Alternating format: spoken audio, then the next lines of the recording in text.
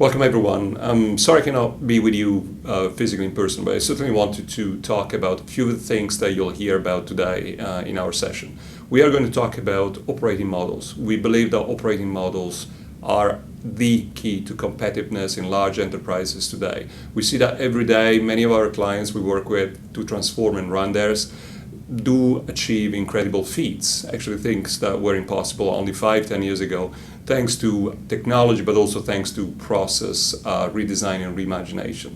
So what you're going to hear about today is how companies can get to competitiveness, not just cost and not just compliance, through operating process operations and operating models. Now, the challenge with Fortune 500 companies type is that unlike their competitors and the disruptors in their industries, from finance to Internet of Things manufacturers, the problem with them is that they have very significant amounts of legacy systems and processes, and that is what preempts them and delays them in their embracing new technologies. That creates a threat for them because obviously they are slower and it takes a lot more effort for them to get to the future that we all want to reimagine. At the same time, they do have a number of assets, and what we are trying to do with our clients is to make sure that their legacy is not becoming an undue burden and a hindrance that they cannot overcome. We do think that we have found a way to make that happen, and we will talk today about how those companies can get to what we call intelligent operations through the usage of an approach that we call Lean Digital.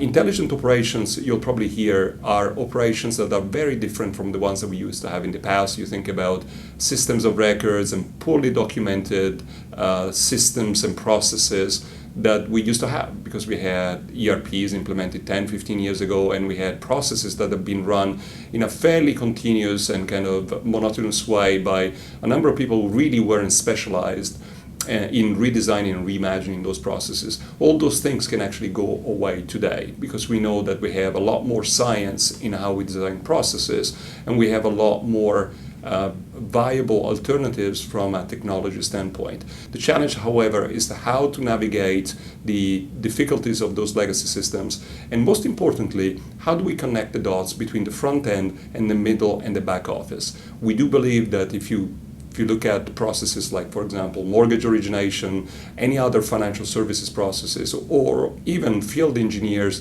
that work on manufacturing equipment in the field and use Internet of Things technologies, all those can actually benefit very significantly by an improvement of middle and back office. So the intelligent operations of the future will be very different from the past. They will be able to sense, act accordingly, then provide visibility of the effectiveness of the actions that have been performed, and learn from controlled experiments that show if a set of actions and a set of resources that have been thrown at those actions do perform better than others that have been done in the past. In that respect, they will simulate, in many respects, emulate a lot of what the best disruptors in many digital industries or digitally enabled industries do.